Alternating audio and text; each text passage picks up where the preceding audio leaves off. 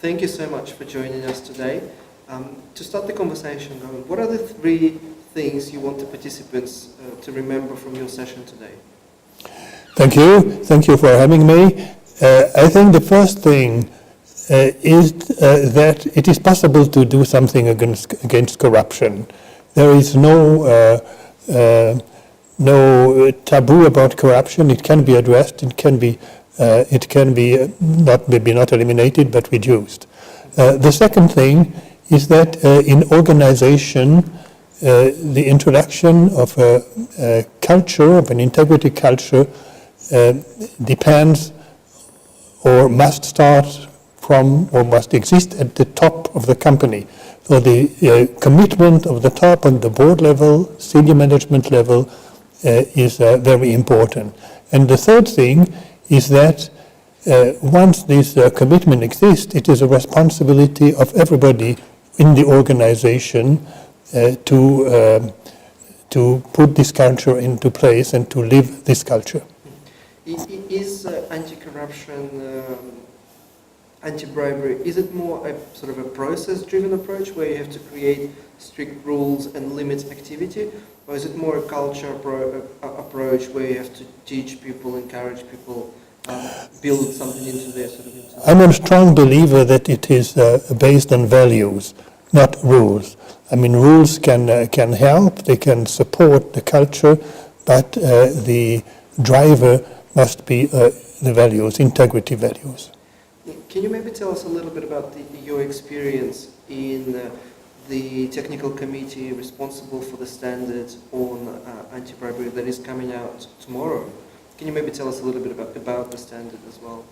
Yes. So I took part in the committee as a representative of Switzerland, my country, and I was also a liaison for Transparency International.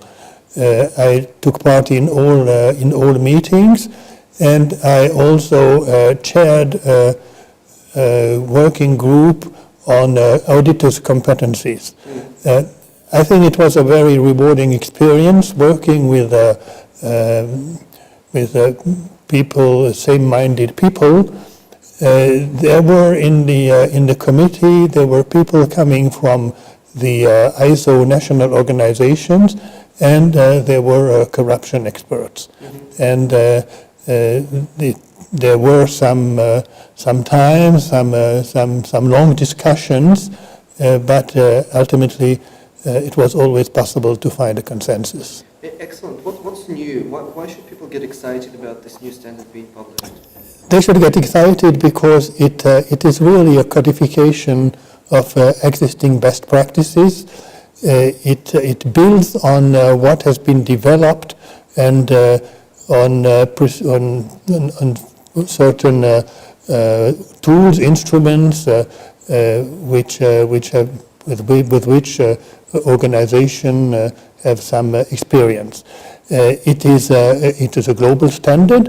It has the vocation to be a global standard, to be applicable in the whole world. So I think it will be a useful guidance and useful to implement an anti-bribery management system.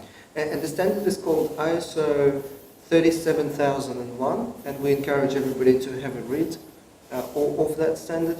Now, picking up sort of on reading, on the reading question, what's another good material for the people to read to get into the profession? What's your favorite book on anti-corruption or anti-bribery? Well, I think my favorite book is Global Corruption: Money, Power and Ethics in the Modern World by Lawrence Cockcroft. Lawrence Cockcroft is a development economist whom I've got to know quite well and whom I respect. He has experienced life in corrupt countries, and he has a lot of sympathy for these countries, and therefore his book is a very interesting and inspiring book. Thanks for that. And I guess to just end on a lighter note, for people thinking of moving into the anti-bribery, anti-corruption space, for young professionals trying to move into that space, what advice would you give for somebody trying to start a career in? I think they should start to get involved in initiatives of social society. There are initiatives of social society like Transparency International, which is an NGO. There are also initiatives of business. Business is not always dragging its feet. There are some companies, some organizations which are quite active because they want to establish a level playing field. So I would tell them to get involved personally and privately, and then maybe to join the compliance department of a large organization. Mm-hmm. Thank you so much for taking the time to speak with us today. Thank you, Jean-Pierre. Thank you.